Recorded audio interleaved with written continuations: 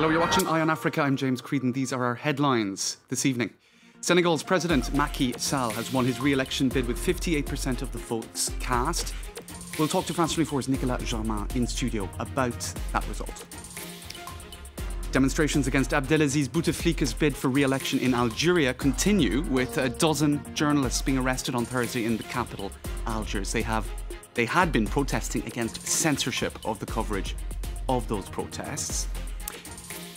And primatologist Jane Goodall is honoured in Sierra Leone for her decades-long research into chimpanzees. More on that later in the show. Hello, thanks for watching. Now we'll start in Senegal, where President Macky Sall has comfortably won a second term in office without the need for a runoff. This according to election officials in the West African country. Now, all four opposition candidates said they will not challenge the results. For more on that, we're joined in studio by our in-house Africa specialist, Nicolas Germain. Nicolas, no surprises really in terms of the results. This was expected, wasn't it, that he would win comfortably?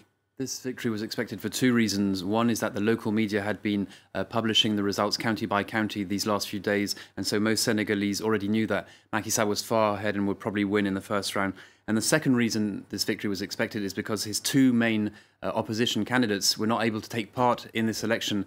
They are Kahlifa Sall, who's the former mayor of Dakar, and Karim Wade, who's the son of the former President Abdoulaye Wade. Both men were accused of corruption and put in prison. Kahlifa Sall is still in jail. Karim Wade, he was pardoned by Macky Sall and he's now living in Qatar. It's interesting to note that Amnesty International said that both men had not faced fair trials. And also we can say that Macky Sall, he was determined to win in the first round because he knew Senegal's history and he knew that no incumbent president had ever won if he had to take part in a runoff. And also he remembered the 2012 scenario. In 2012, for the last election, Abdoulaye Wade came first in the first round. Macky Sall was second.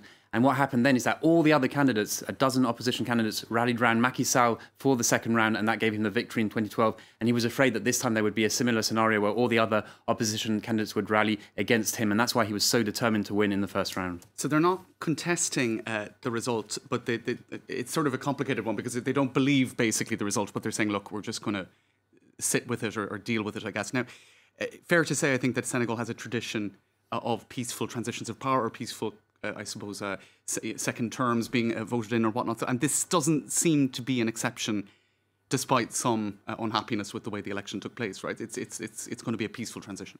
It looks like it for the moment. There have always been peaceful transitions in Senegal. This time, of course, the opposition is rejecting the results. But as you said, they're not challenging them in front of the Constitutional Court.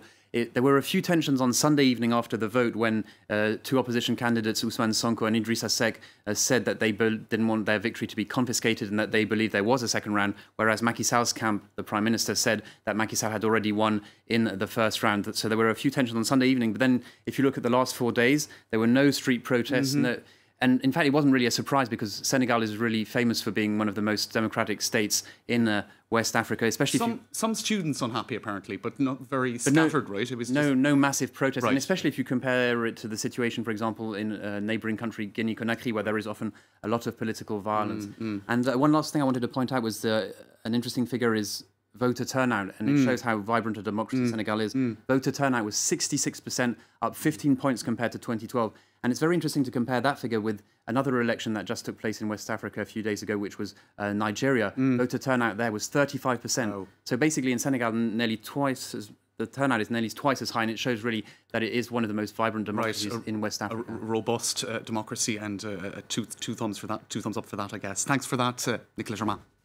Now, a powerful explosion has killed at least 4 people in the Somali capital on Thursday. The Islamic group Al-Shabaab claimed a Mogadishu hotel was the intended target, but a police officer said that militants detonated a bomb while trying to assassinate a judge.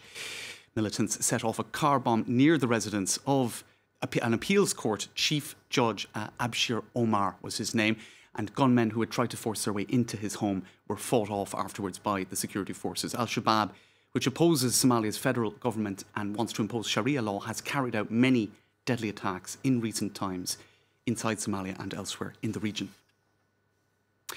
To Algeria next, where police arrested a dozen journalists on Thursday. This in the context of protests over President Abdelaziz Bouteflika seeking a 5th term in office.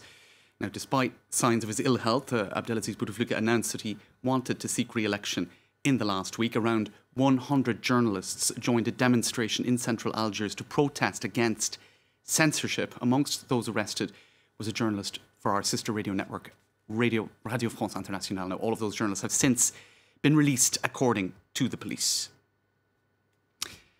Now, the French city of Marseille is home to many Franco-Algerians, and some have joined in the anti-Bouteflika protests. Our colleagues at France 3 met with some of them ahead of April's election.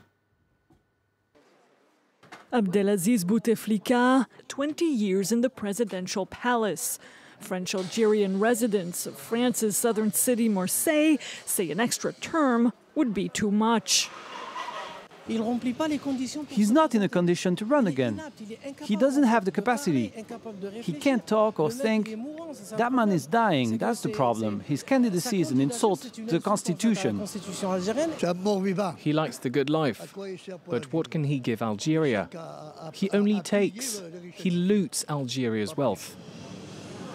What do you want then? We want change, a little more democracy, less stealing. These leaders have to think of their country, of their people. What are the arguments in favor of Bouteflika? Some believe he maintains stability in a country where Islamists could take over. In the 1990s, about 60,000 people were killed in the civil war. But some say the Islamist threat is not a good enough reason to keep Bouteflika in power.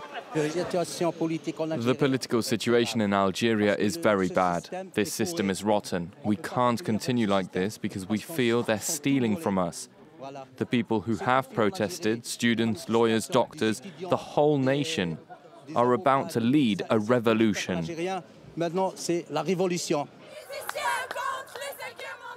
Thousands of students demonstrated in Algeria in recent days.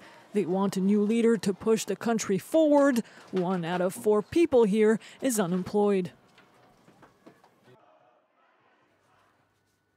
Now, France 24 has received exclusive information indicating that a leading Malian jihadi, Amadou Koufa, is in fact alive. Now, in November it was announced by the French Defence Ministry that Koufa had been killed. This in a joint operation with the Malian army in the north of the country. France 24's Wassim Nasser spoke in studio a little earlier about information that he received.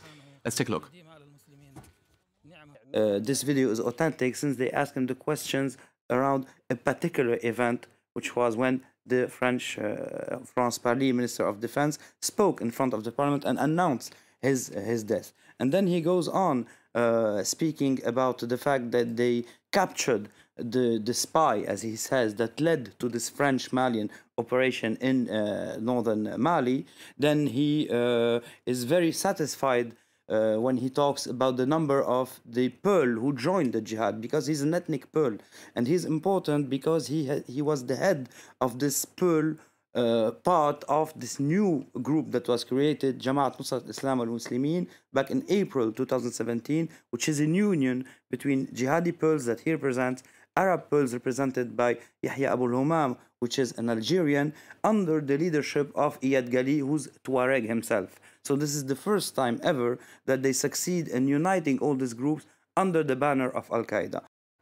Wassim Nasser speaking earlier about a video he received from that leading Malian jihadi who was presumed dead.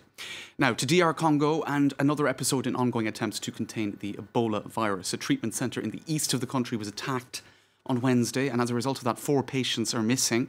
It is feared that they could be contagious and at large. Thomas Nicolas has more from Kinshasa. The identity and motive of the assailants are still unclear after a Congo Ebola center was attacked and set on fire in the city of Butembo in eastern Congo. 12 confirmed Ebola patients were in the center at the time of the attack, and 4 of them are still being looked for, while the assailants are still on the run. We're still investigating the incident. The attack was quite well organized. They set fire to areas that were not for treatment, like the changing rooms and utility rooms, which were burnt down. But in any case, the treatment center is no longer operational whatsoever. What you need to keep in mind is that last night, At about 5:30 a.m., the other treatment centre in Butembo, which is managed by Doctors Without Borders in collaboration with the Health Ministry, was also attacked in the same way. Dozens of armed groups are operating in eastern Congo and regularly attack civilians and security forces. The attack in Butembo on Wednesday night was the second in Congo's Ebola hit east this week. This Ebola outbreak was declared in August 2018, and it is believed to have killed more than 500 people so far, which makes it the second deadliest Ebola outbreak since the virus was discovered in 1976. All right, and finally, considered to be the world's foremost expert on chimpanzees, Jane Goodall has been honoured for her work by the president of Sierra Leone. She's best known for her over 55-year study of social and family interactions of wild chimpanzees in Tanzania. Goodall was in Sierra Leone to visit the Takugama Chimpanzee Sanctuary, as you can see from these pictures, on Wednesday. Now, later she was presented with the country's highest honour by the president. That's all for this edition of Eye on Africa. Do stay tuned.